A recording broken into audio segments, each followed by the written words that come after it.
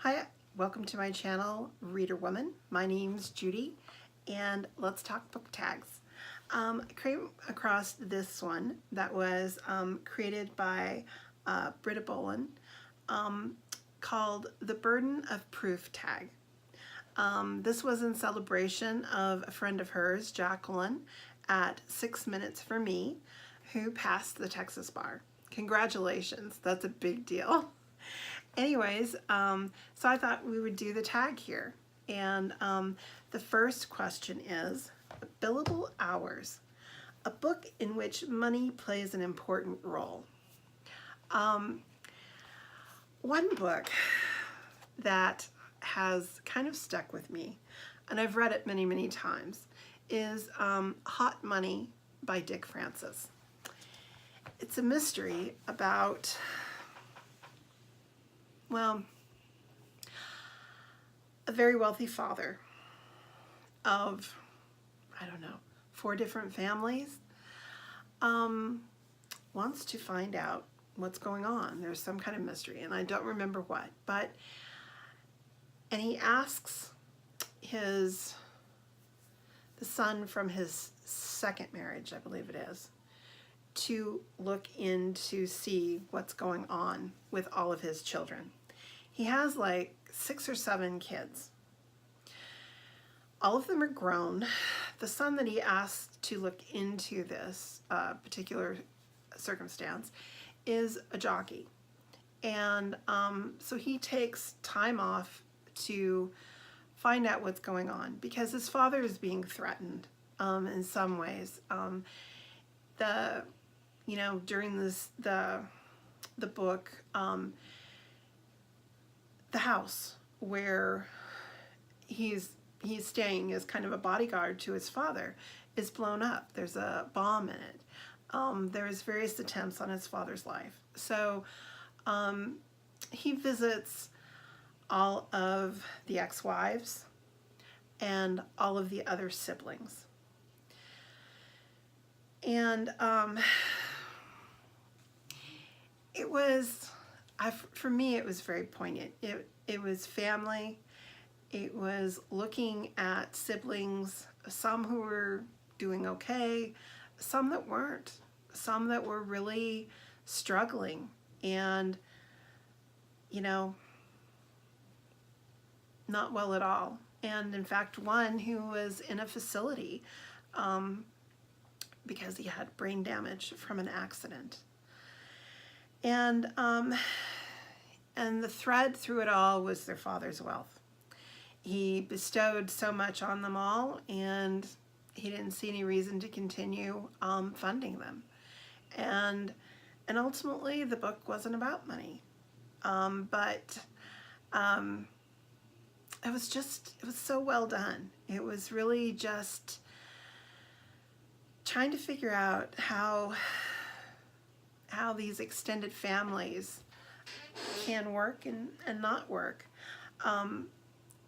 And also one of the things that that I enjoyed at this family home that had part of it that was destroyed in the explosion. There was like a secret hiding place in it. And the father would sometimes leave gold bullion in there. And the son the jockey son, basically, he told him that, whatever was in there when he died, that it was his. But like he said, he quite often took the gold out as well as putting it in. So you don't count on it, in other words. Anyways, it was a really good book. One of my favorites, actually, of Dick Francis. So that was my first one. The second, Pacta, sunt servanda, a modern classic with a legal twist that everyone should read. Okay. I have kind of not been reading so much on the mystery field. and I can definitely say in particular the legal mysteries. So this doesn't quite work, but I did think that I would put it in here. Alias Grace by Margaret Atwood. It wasn't so much that there was a legal twist as much as it was just a question of truth and what a trial meant, and out of the two people who were being accused of murder, if the right one was hung or not. So overall, while the book wasn't necessarily a you know, one of those legal, you know, in the courtroom kind of books, there definitely was scenes about the trial itself, and it was always a question of who was innocent and who was not. So I'm going to put that there. It's the best I could come up with. Number 3, Construction Law, a book that dazzled you with its complex structure. Well, if you see my channel, you probably think where I'm going to go here. The Underground Railroad by Colson Whitehead.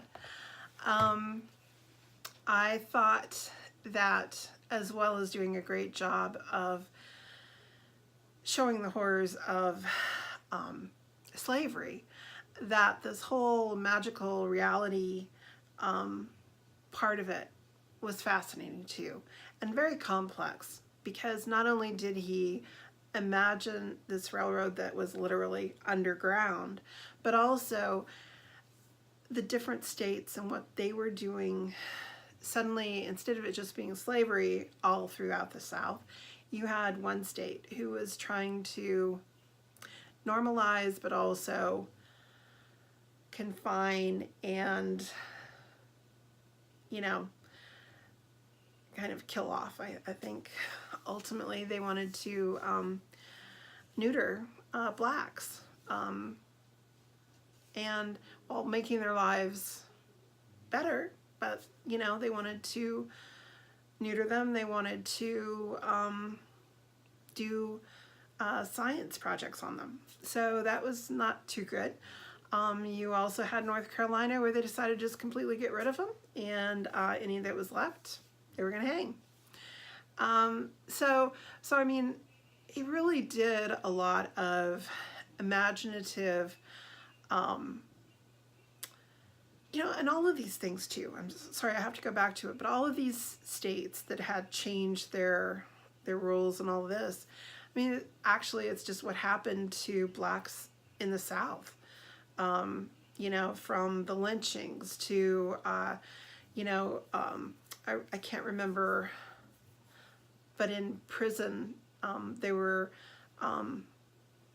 neutered, and they were also used for science projects. So, so it's not like he was just creating this alternate reality out of nowhere. He was just using them as specific examples for different states. So, anyways, I thought it was very well done, and I did think it was very complex, and yeah, and just well done. Number 4, The Franklin Rule of Evidence, a book with an unreliable narrator. And the first one that came to mind for me was The Life of Pi by Jan Martel.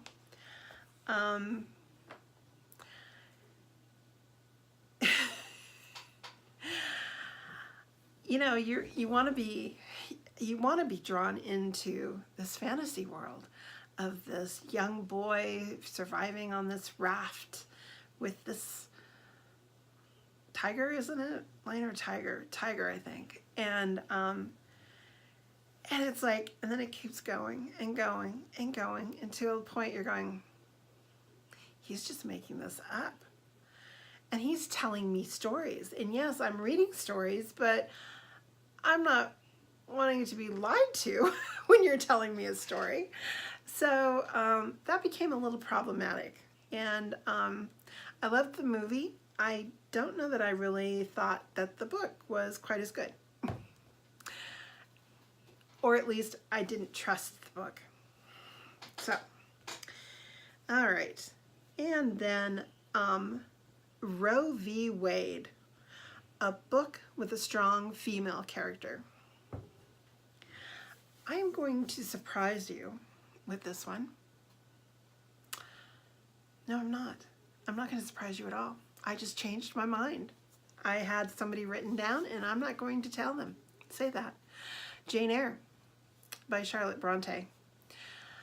I read it many, many times as a child, but having read it again probably 10 years ago, she's a very strong female character.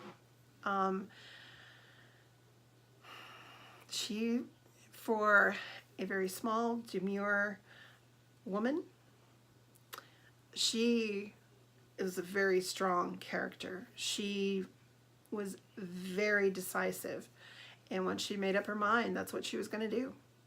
So yeah, Jane Eyre. I just changed my mind. You never know.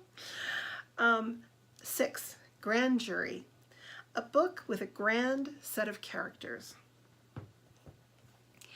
It just stuck in my mind. I've just been rereading it, Pride and Prejudice by Jane Austen. Yeah, from Mr. Darcy to his very eccentric aunt, Catherine de Bourgh. Yeah, there's a lot of, and Miss Bingley, a lot of pompous people. Number 7, Malpractice, a book you loved that features an unlikable character, preferably a professional. Well, if you want to consider a matchmaker professional, Emma. Emma by Jane Austen, sorry. Emma is a very unlikable young woman. She is so full of herself that, yeah, it's very hard to like her. And I don't know that there are many characters in there that you do like. I can't remember the niece's name. I haven't read it for a few years now. But the nieces to the 2 elderly women living in the village. Oh, Jane Fairfax. Now you're supposed to love her. She is just so wonderful. And she's obviously Emma's, enemy, frenemy, let's say that, frenemy. And it turns out that she is very two-faced, not telling the truth at all. So yeah, but I think that's where Jane Austen shines, is by creating characters who are not necessarily completely great people, good people. She just shows both sides of the characters, and the humor in small country, in the small village country life. You just have these characters that you have to put up with day in and day out because you see them constantly, because you live in a village where there's only, maybe a couple hundred people of that. And so, yeah, you have to deal with them. And sometimes you have the patience for it and sometimes you don't. So anyways, I hope you enjoyed this tag. I did. If you liked it, please give me a thumbs up. Think about subscribing. And also, if you've made it to the end, please do it yourself. I'd love to hear your tag now. So make a video. Love to hear from you and take care. Bye.